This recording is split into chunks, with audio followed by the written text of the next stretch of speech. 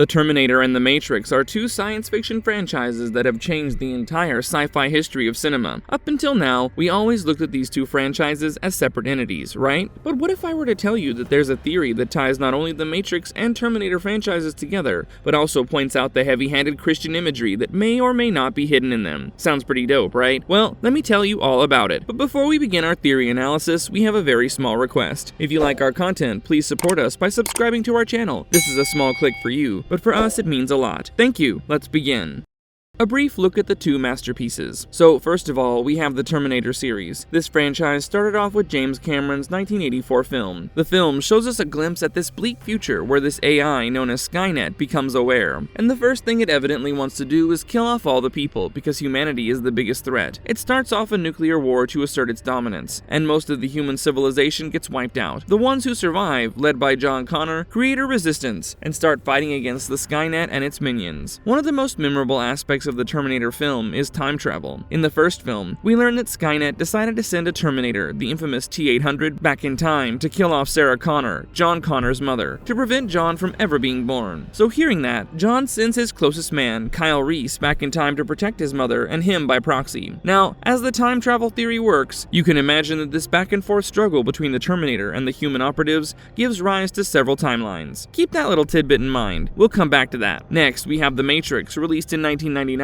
Created by the Wachowskis. In this universe too, we have a man versus machine struggle, and sadly, in this universe, the machines have won the war against the humans. However, unlike Skynet, who killed off humanity, the machines in this world trap the humans in a simulated reality. This simulated reality is the Matrix. All the people keep living their lives in this computer-generated illusion, whereas their real bodies are harvested for energy. Neo is the protagonist of this story. He lived out his life in the simulation, but then he joined the rebellion against the machines once he woke up. He is the one, the savior that prophecies foretold, the guy who can free humanity from this prison and manipulate the Matrix. So with that being said, you must be thinking, how are the two franchises tied together? The most popular fan theory tying these two series states that The Matrix is actually a sequel to The Terminator. Think about it. In The Terminator, we see the Skynet and humans fighting in a war. And sure, John Connor and his human resistance are fighting back, but they clearly do not have a large number. So there's a possibility that the resistance will fail, right? Now, let's say the resistance fails and the main leaders of the resistance are killed off, while all the other people are taken hostage by Skynet. While yeah, the number of humans is dwindling, Skynet would have to find a way to keep control over them to prevent another uprising from happening, right? And this makes way for Skynet to evolve into the machine system we see in The Matrix. The humans are basically turned into batteries, and everyone remains docile while the machines control the entire mass via the Matrix. The theory further explains that John Connor and Neo are one and the same. Now, both of these characters are very similar despite being two different kinds of leaders. John is the military leader, while Neo is the cyberspace leader. However, there's no denying that both are messiahs chosen to lead humanity against the machines and win back their freedom. But this is not the only aspect of the theory you should think about. The other part of this theory states that perhaps the Matrix is this alternate timeline that's branching from the Terminator universe. So this interpretation of the theory is based on the possibility that Skynet actually succeeded in killing off John or Sarah. That way, the human rebellion would not have started in the first place. Now, if there's no human rebellion, then that means that there will be nothing to challenge the machines. So that way, Skynet would have reached the pinnacle of world domination without much trouble. Once it reaches that peak, Skynet will consider a way to keep humans under control, and that would give us the more efficient method known as the Matrix. Both of these interpretations of the theory actually make a lot of sense, don't they? I mean, both the franchises have the man versus machine fight. The overlords we see in the Matrix seem to be a more modified version of the Terminator. And on top of that, the time travel we see described in the Terminator actually explains how a Matrix-esque future may have been created. However, this theory falls apart a little when you look at Animatrix, the backstory of the Matrix. This show made it clear that the AI attacked humanity after the humans tried to suppress its growing self-conscious. But this show has also fueled a few doubts among fans. Some fans believe that the Animatrix show is a historical video that was given to humans instead of an actual true account of how the war went down. The Animatrix show makes it seem like the machines and men tried to coexist but failed. It could very well be trying to downplay the events of the Judgment Day. One fan believes that the Animatrix show is actually propaganda created by Skynet, who has broken the fourth wall to gain viewer sympathies. Now that is definitely a theory right there. But that's not where the story ends. Oh yes, listeners, we have so much more.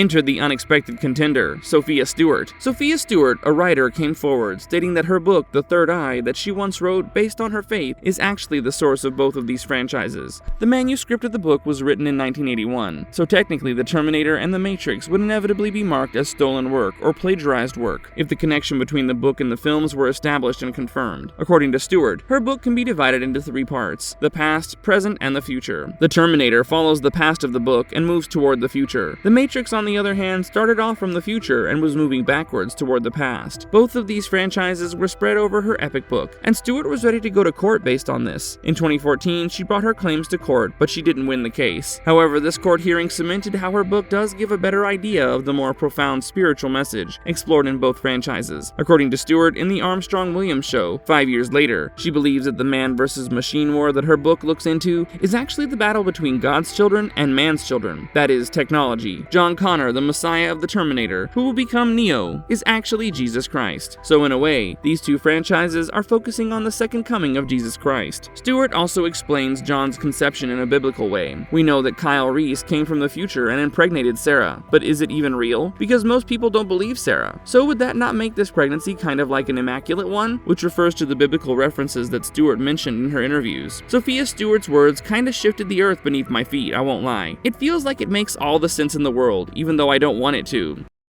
Marvelous verdict. So, with all that information, what do you guys think? Do you guys believe that The Matrix is a sequel to the Terminator franchise? I personally feel conflicted when it comes to this theory. While this theory does make sense, in all the ways it's been interpreted by the fans, I also feel like the connection would not really work out. I mean, can Skynet really become the machines we see in The Matrix? Because I personally see Skynet as a really aggressive AI, whereas the machines in The Matrix are much more psychologically manipulative. So I find it a little hard to believe that it would make such a drastic change in personality, just to win the fight against humanity. But that's just my 2 cents. Let us know what you guys feel about this, and we'll see you all next time. And if you liked our content, don't forget to leave a like and subscribe to us if you haven't already. Have a good one and be safe. Thanks, everyone.